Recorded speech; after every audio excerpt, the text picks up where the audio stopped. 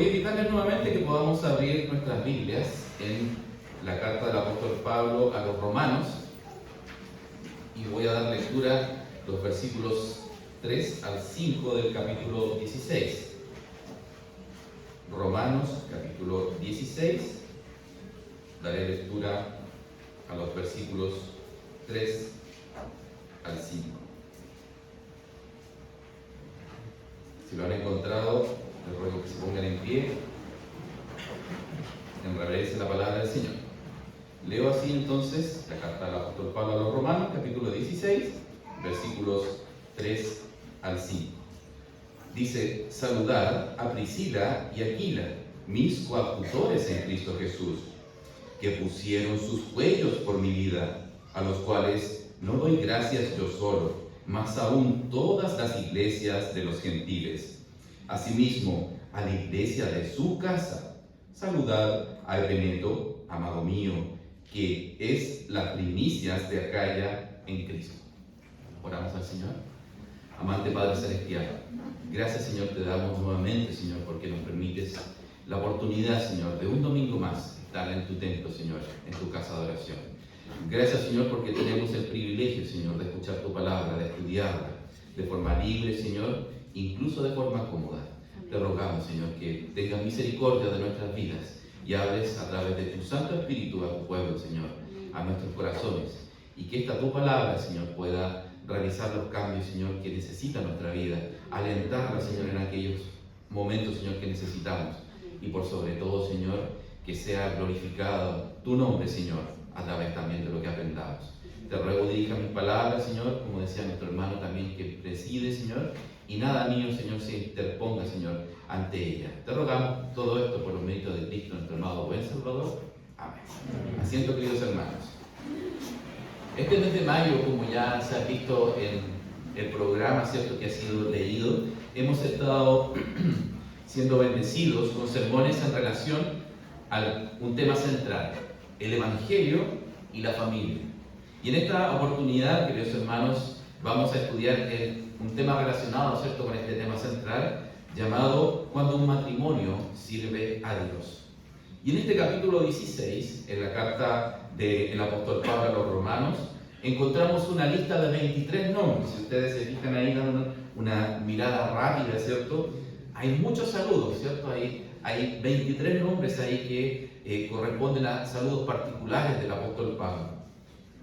Muchos quizás consideran, ¿cierto?, una lectura no muy entretenida, ¿cierto?, como cuando se lee quizás en el Antiguo Testamento estas largas genealogías que se nombran, ¿cierto?, distintas familias o nombres de personas que, ¿cierto?, vienen de una familia en específico. Pero el apóstol Pablo, justamente hablando a Timoteo en su segunda carta, en el capítulo 3, en el versículo 16 y 17, dice: toda escritura es inspirada divinamente y útil para enseñar, para redarguir, para corregir, para instituir en justicia, para que el hombre de Dios sea perfecto, enteramente instruido para toda buena obra. Hay algo que el Señor nos quiere dejar también como enseñanza, ¿cierto?, en estos saludos. Y en predicaciones pasadas ya hemos aprendido la importancia de estos listados, justamente, ¿cierto?, que muchos podrían pasar desapercibidos, o como decía yo anteriormente, algunos quizás incluso considerarlos sin tanta importancia. Pero realmente, cuando conocemos el contexto, el detalle quizás de quién se trata que están nombrando ahí, claramente entendemos que hay un propósito y una profundidad también en la palabra del Señor. Y en esta ocasión justamente nos centraremos en los primeros saludos, ¿cierto?, de este listado, y me refiero justamente a lo que acabamos de leer ahí. Un matrimonio, un saludo a un matrimonio específico: Aquila y Priscila. ¿Quiénes serán los protagonistas justamente de esta enseñanza en este domingo? Y un matrimonio que fue influyente ayer y que esperamos que también sea influyente para nosotros hoy. La lectura base de esta predicación justamente, ¿cierto?, comenzaba, como mencionaba, con un saludo muy particular que hace directamente a este matrimonio. Y esto demuestra, ¿cierto?, un vínculo especial que tenía el apóstol Pablo con estos hermanos. Pero fíjense que no solamente era un tema de mera amistad, ¿cierto?, entre Pablo, Aquila y Priscila, sino que tenían incluso la profesión en común. Si leemos en Hechos, capítulo 18, versículos 1 al 13, se nos relata cuando Pablo conoce a estos hermanos. Dice: pasadas estas cosas, Pablo partió de Atenas y vino a Corinto, y hallando a un judío llamado Aquila, natural de Ponto, que hacía poco que había venido de Italia, y a Priscila, su mujer, porque Claudio había mandado que todos los judíos saliesen de Roma. Se vino a ellos, y porque era de su oficio, posó con ellos y trabajaba, porque el oficio de ellos era hacer tiendas. Recuerdan, ¿cierto?, que el apóstol Pablo era hacedor de tiendas. Él cosía, ¿cierto?, estas grandes tiendas.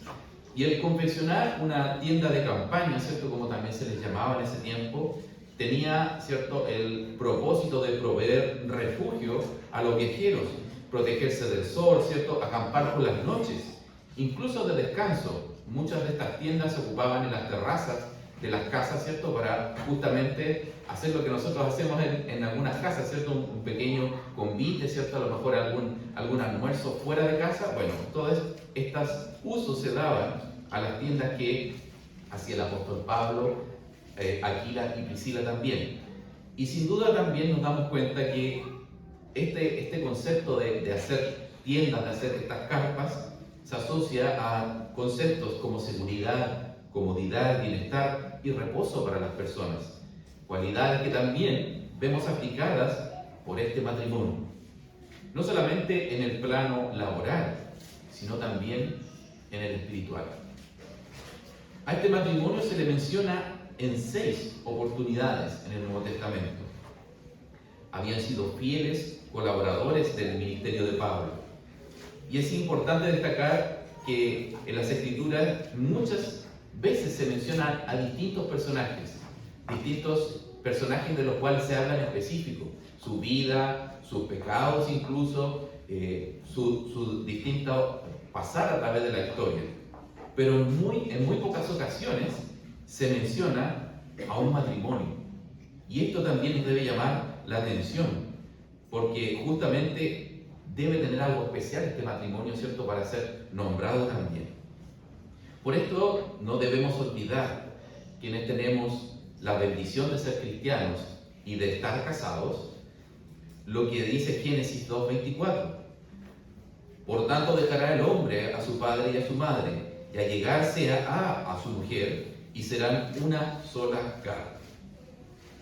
Ahora somos uno junto a nuestro cónyuge, queridos hermanos, y daremos cuenta de esta unión, y también cada uno de por sí ante Cristo, de cómo reflejamos a Cristo, su amor y verdad para servir en la obra del Señor.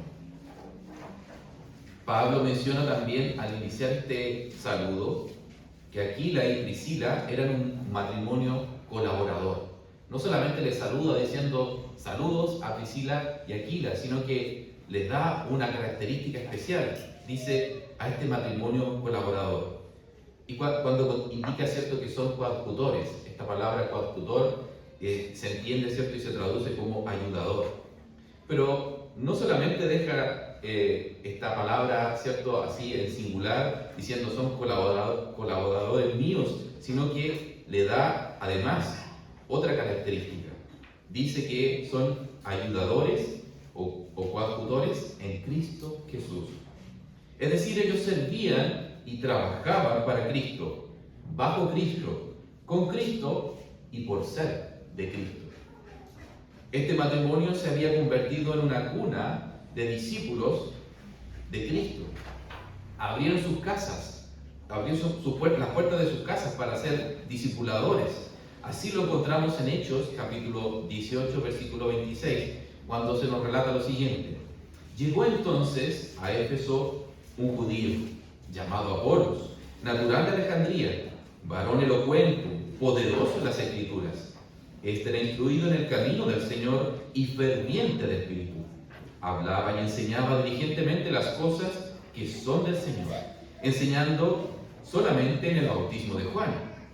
Y comenzó a hablar confiadamente en la sinagoga, al cual, como oyeron Priscila y Aquila, le tomaron y, le declararon más particularmente el camino de Dios. Vemos cómo también, ¿cierto?, tomaron a Apolos para discipularlo, quien no era un nuevo creyente. Nos dice aquí la Escritura que tenía experiencia y conocimiento, y que era por lo tanto instruido también en las Escrituras. Y aún así, este matrimonio lo tomó para enseñar más profundamente de las Escrituras. Esto denota, queridos hermanos, que este matrimonio conocía muy bien también las Escrituras. ¿Cuántos de nosotros abrimos las puertas de nuestras casas para discipular hermanos nuevos en Cristo o guiar a algún hermano o hermana en su ministerio? Quizás muchos se excusarán diciendo: es que nos falta experiencia o conocimiento para poder hacer esto. Pues no debemos olvidar lo que dijo el Señor Jesús a sus discípulos y hoy a nosotros mismos. Por tanto, id y doctrinad a todos los gentiles, bautizándolos en el nombre del Padre y del Hijo y del Espíritu Santo.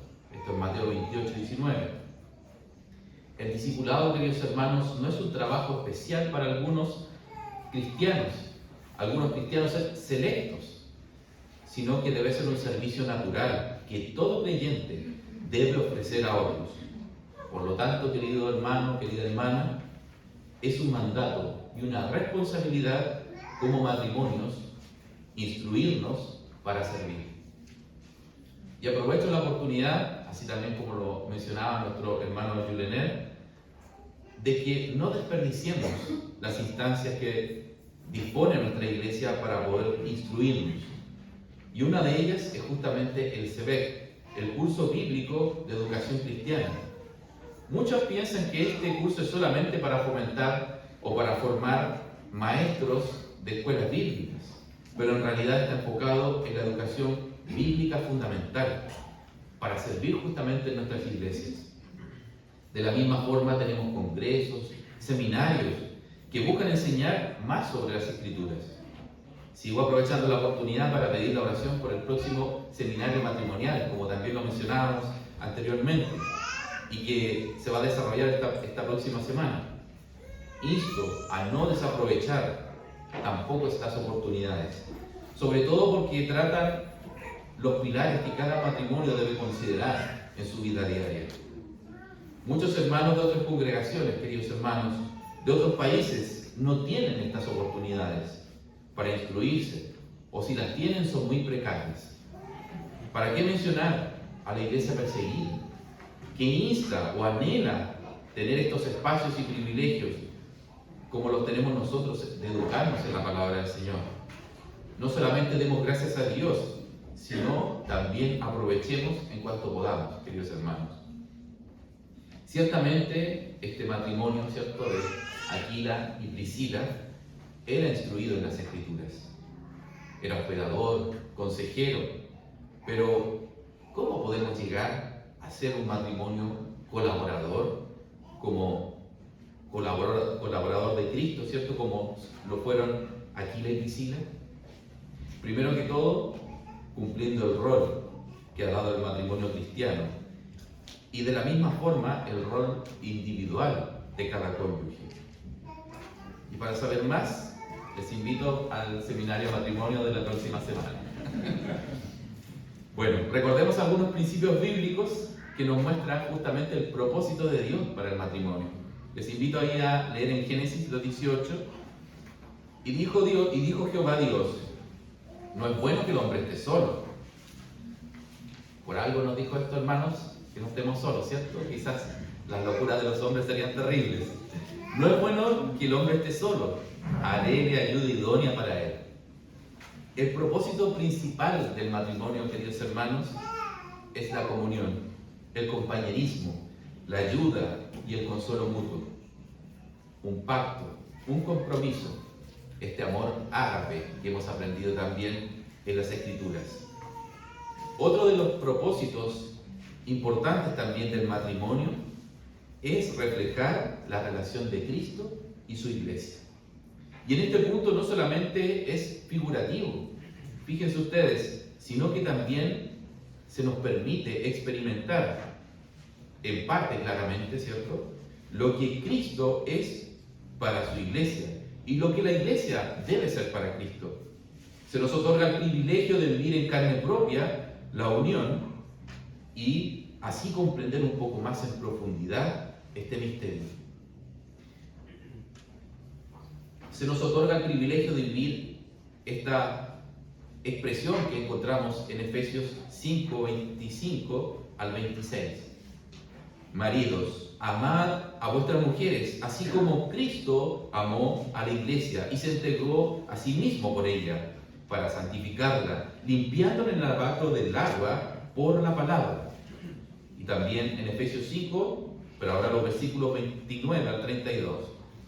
Porque ninguno aborreció jamás a su propia carne, antes la sustenta y regala, como también Cristo a la iglesia, porque somos miembros de su cuerpo, de su carne y de sus huesos.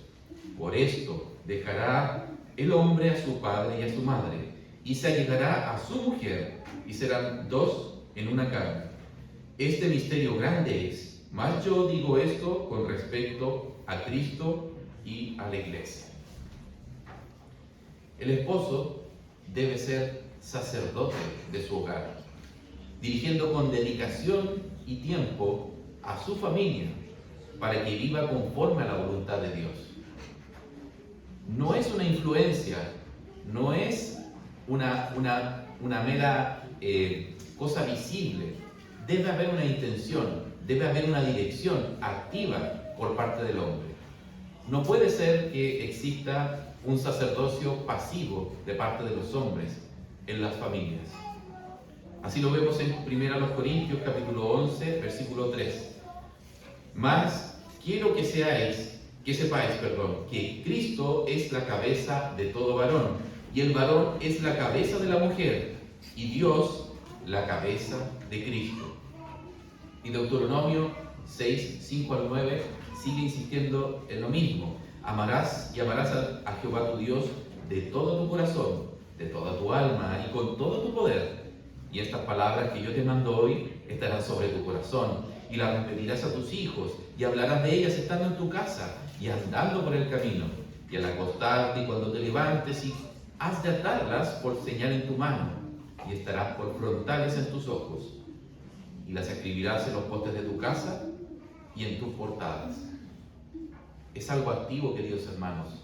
No es solamente predicar con el ejemplo, que es algo básico, sino que debe haber una intencionalidad, una transferencia de los conocimientos y de justamente los principios bíblicos de parte del esposo hacia su familia.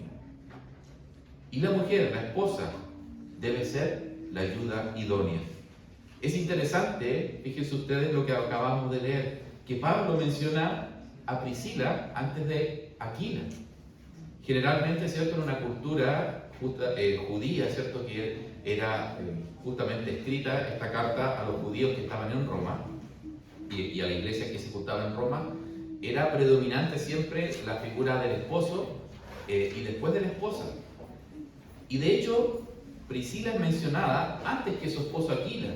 Esto lo encontramos en Hechos capítulos 18, 19 y 26, donde se relata algunas cosas que también hizo esta hermana. Algunos estudiosos indican que su trabajo habría sido destacado. Y ciertamente también esto quiebra este esquema machista, de que es solamente, ¿cierto?, el hombre el que debe, ¿cierto?, trabajar y esforzarse por su familia. Claramente la Escritura nos muestra este compañerismo que debe ir en conjunto. En Efesios capítulo 5, 22 al 24 encontramos cómo debe ser el rol de la mujer en la familia. Las casadas estén sujetas a sus propios maridos, como al Señor, porque el marido es la cabeza de la mujer, así como Cristo es la cabeza de la iglesia. Y Él es quien da la salud al cuerpo. Así que, como la iglesia está sujeta a Cristo, así también las casadas estén a sus maridos en todo. Un ministerio dedicado a enseñar a mujeres cristianas resume lo que acabamos de leer en las siguientes palabras. El diseño de la mujer como ayuda idónea es uno que implica fortaleza. Ella está llamada a apoyar el liderazgo del hombre, y a facilitarle su funcionamiento en el rol que Dios le ha asignado. Ella está para defender, apoyar, proteger, socorrer al débil y al necesitado, y consolar. Todas estas palabras se relacionan a la imagen de Dios que la mujer lleva plasmada en una manera muy especial y femenina. Además, son palabras que implican una gran fortaleza de carácter. Una muy buena explicación también y definición para lo que acabamos de leer. Y los hijos deben ser sumisos a sus padres. Como dice, ¿cierto?, Efesios capítulo 6, versículo 1. Hijos, obedeced en el Señor a vuestros padres, porque esto es justo. Todos estos conceptos, queridos hermanos, lamentablemente buscan ser destruidos por Satanás y por el mundo, incluso por nuestra propia carne muchas veces. No cedamos ante las atracciones de dejar de lado el concepto correcto de la familia en la iglesia. Finalmente, el servicio de este matrimonio llegó a lo supremo. No solamente este saludo se trató de un saludo amable, cariñoso, amistoso y de reconocer a estos hermanos porque habían sido ayudadores del ministerio de Cristo y así también de Pablo, sino que nos menciona ahí también que llegaron estos hermanos al extremo de exponer su vida por la causa de Cristo. Cuando Pablo dice en el versículo 4 que pusieron sus cuellos por mi vida, a los cuales no doy gracias yo solo, más aún todas las iglesias de los gentiles. Amados, ¿cuál es el límite de nuestro servicio? ¿Hasta qué grado debemos amar y servir a los demás? Debemos amar y servir con la misma intensidad que hemos sido amados por Cristo, quien dijo: porque el Hijo del Hombre tampoco vino para ser servido, mas para servir y dar su vida en rescate por muchos. Esto es Marcos 10:45. Tal como lo hemos estudiado en otras ocasiones, el verdadero amor, el amor que Dios nos revela, es aquel que siempre llevará sacrificios de por medio. Algo que debemos perder, algo que debemos privarnos por el otro. ¿Estamos dispuestos, así como Aquila y Priscila, de ser utilizados por Dios para servirle? ¿O quizás seremos como otro matrimonio, como Ananías y Zafira? Recordarán, ¿cierto?, que ellos robaron ahí dinero, ¿cierto?, por una venta. Esto se relata en los libros de los Hechos. Y que hicieron, ¿cierto?, mentir al Espíritu Santo para retener para sí mismos, ¿cierto?, estas ofrendas, tratando de salvar sus propias vidas. Las perdieron porque amaron más el dinero que a Dios. En conclusión, queridos hermanos, no hay una fórmula mágica, no hay un medicamento milagroso que haga de nuestro matrimonio un matrimonio feliz, maduro y útil en la obra de Dios. Como muchas cosas en la vida, requiere de tiempo y de dedicación, pero no en bases humanas, no en filosofías humanas, sino en el Evangelio. Si cada cónyuge busca agradar a Dios, busca conocerle más, cumple el rol que Dios le dio y sirve con amor en la obra del Señor, tendremos un matrimonio unido por Cristo, no por las emociones efímeras o por vanas filosofías. Si así lo hacemos, abramos nuestros hogares y también seamos un matrimonio que sirva a Dios, discipulando. Y así nuestra iglesia será bendecida e igualmente nuestro hogar será bendecido. Amados jóvenes, desde ya consideren todas estas enseñanzas del matrimonio. Como en todo orden de cosas, nos preparamos antes de enfrentarnos a algún desafío. Quizás estés estudiando para desarrollar alguna carrera profesional o desempeñarte en algún ámbito laboral. Siempre nos preparamos para enfrentarnos a un desafío que conocemos. Por lo tanto, querido joven, que no sea el matrimonio algo experimental para ti. Prepárate las Escrituras y considera estas enseñanzas. Primero para ti, no para exigirlas de esa persona que vas a conocer. Pídele al Señor ayuda para que te forme y trate con tu corazón primero. Y luego sean las cosas que también busques en aquel hermano o hermana para formar una familia. Y querido amigo y amiga que nos escuchas, que quizás todavía no conoces al Señor, no te has acercado a Él y entregado tu vida, queremos decirte que hay una vida distinta, hay esperanza, existe el verdadero amor y lo encontrarás en Jesús, quien vino a morir y a resucitar por ti. No dejes pasar más tiempo, acércate a Él, búscale, no te decepcionarás. Oramos al Señor. Padre Celestial, vamos ante ti, Señor, en oración nuevamente para agradecer, Señor, por tu palabra, porque ella, Señor, nos habla en esta mañana y cada día, Señor, que vamos a ella. Y te rogamos, Señor, que misericordiosamente mire nuestras vidas, Señor, y nos ayudes. Somos tan faltos, Señor, de la altura, Señor, que nos exige tu palabra, pero somos tan bendecidos, Señor, por contar con tu Santo Espíritu, que nos guía, Señor, y con tu palabra que nos exhorta. Te rogamos, Señor, que nuestro corazón se doblegue, nuestro orgullo, Señor, sea eliminado y podamos servirte, Señor, y aquellos que tenemos la bendición de estar casados, Señor, podamos ser un matrimonio que te sirva, que sea una ayuda, Señor, para tu iglesia, para tu obra. Y así como lo fue Aquila y Priscila, Señor, podamos entregar todo, Señor, por quien has sido tú. Gracias, Señor, por el privilegio también de entender este misterio de Cristo y tu iglesia. Agradecemos, Señor, por tu palabra y te rogamos que podamos compartirla, Señor, a quienes no la han escuchado. Por los méritos de Cristo, nuestro amado buen Salvador. Muchas gracias.